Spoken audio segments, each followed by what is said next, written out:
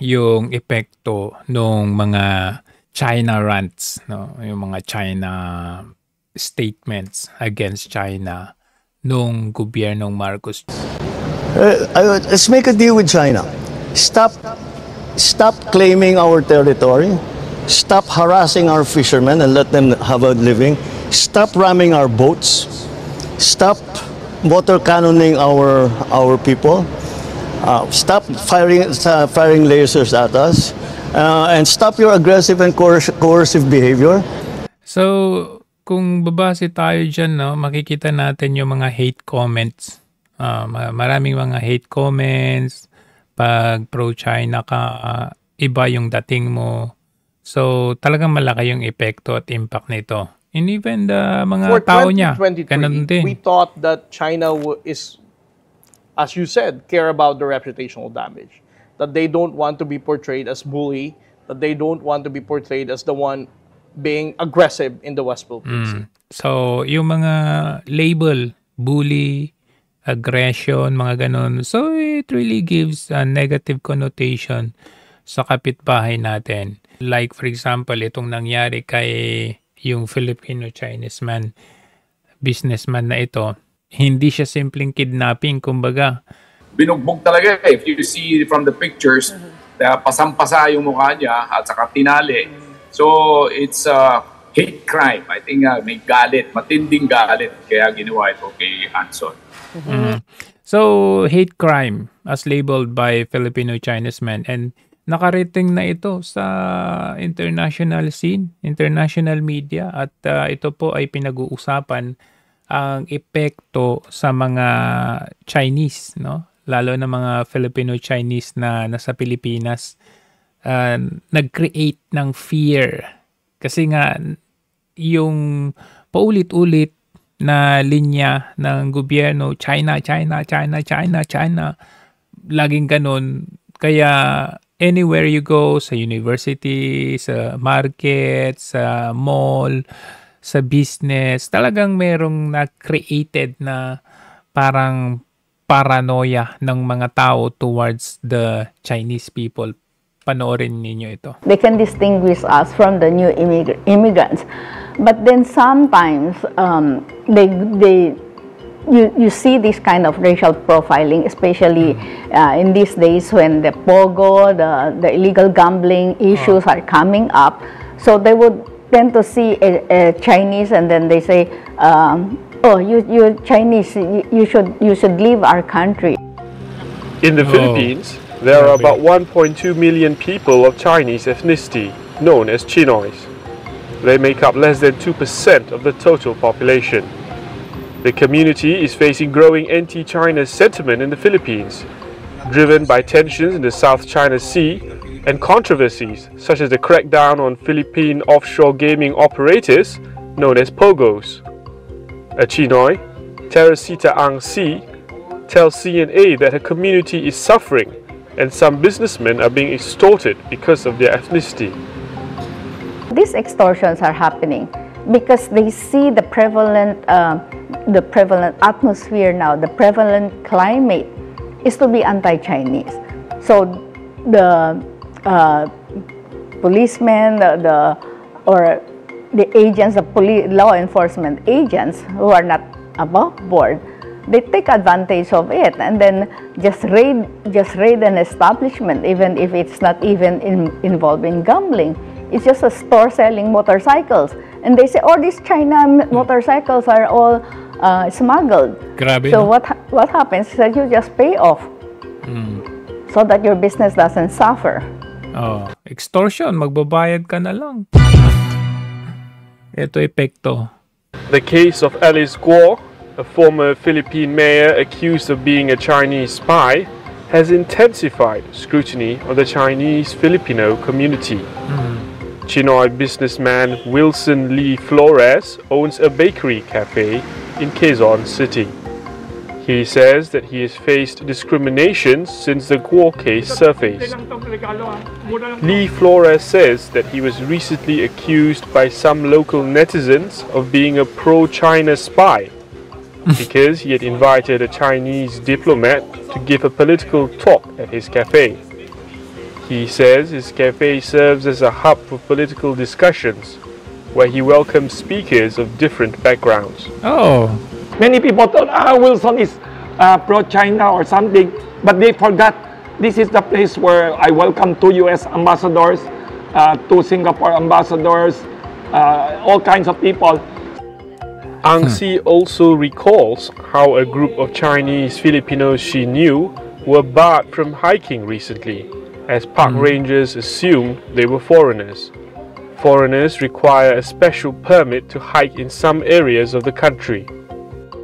Chinese Filipinos who got a permit to go to hike in the mountain were stopped from going there and asking for the birth certificates. I mean, these are local-born Chinese Filipinos. Of course, we don't bring our birth certificates around with us. So they were banned from taking the hike. Analysts tell CNA that most Chinois are keen to distinguish themselves from the mainland Chinese. We belong to Philippine society. In fact, the credo of our organization says, our blood may be Chinese, but our roots grow deep in Philippine soil. Our bonds are with the Filipino people. Filipino-Chinese community leader Reinhard Heng maintains that politically, Chinois will side with the Philippines. He says that many Chinois regret that the Philippines and China are unable to resolve their maritime disputes via diplomacy. So we're basically kicking the can down the road to future generations.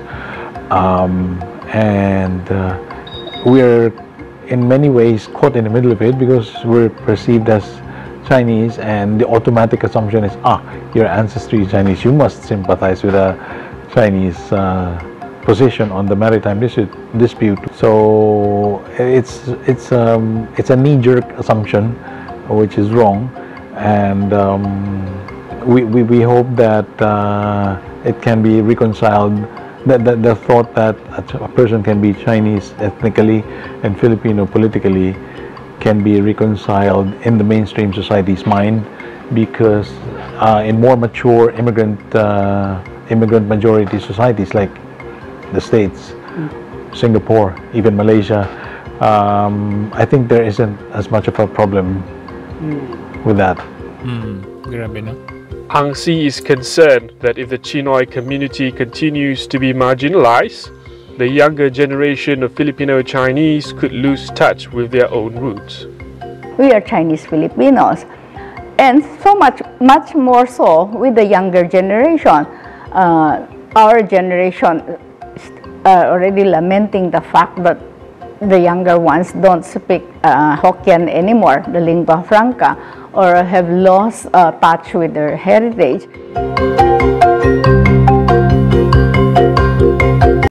So, basically, napakalaki ang epekto nung China hate speeches, engagement ng mga, yung mismong presidente, yung mga gobyerno natin ngayon sa mga Chinese community na nasa Pilipinas. Parang ganito lang yan eh. 'Di ba nung COVID, nag-originate yung COVID sa Wuhan, China.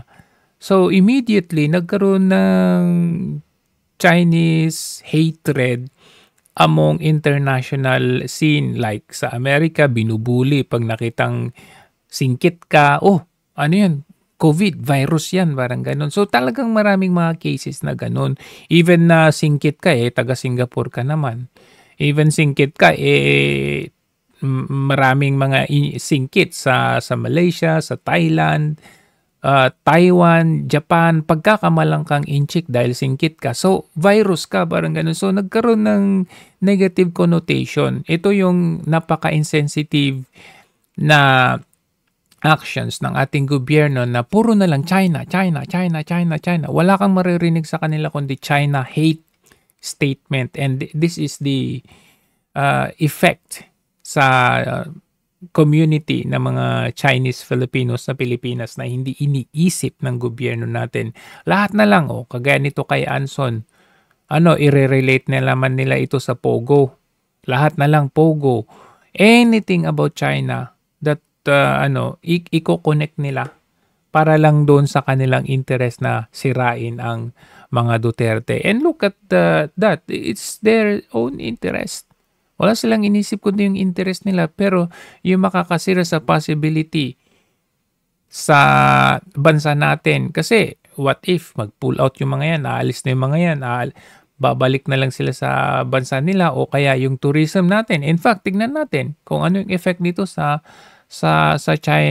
China count ng tourism papuntang Pilipinas. Ayan, nakita ninyo, balita mismo to ng ABS-CBN. China warns Chinese citizens over unstable public security in the Philippines. So, instead na dadami ang ating mga turista, hindi na lang sila pupunta. Sila yung number 1 na producer ng tourist sa industry natin. Embassy told Chinese citizens in the Philippines those planning to travel to the country to strengthen security precautions and emergency preparedness. So matatakot na yung mga yan. 'Di ba? Kahit yung mga nasa China na may planong bisita sa natin, hindi na yan pupunta kasi matatakot na sila, 'di ba? Siguro. So, yan ang epekto. Maapekto ang ekonomiya natin, lalong-lalo na ngayon may trade war ang powerful countries.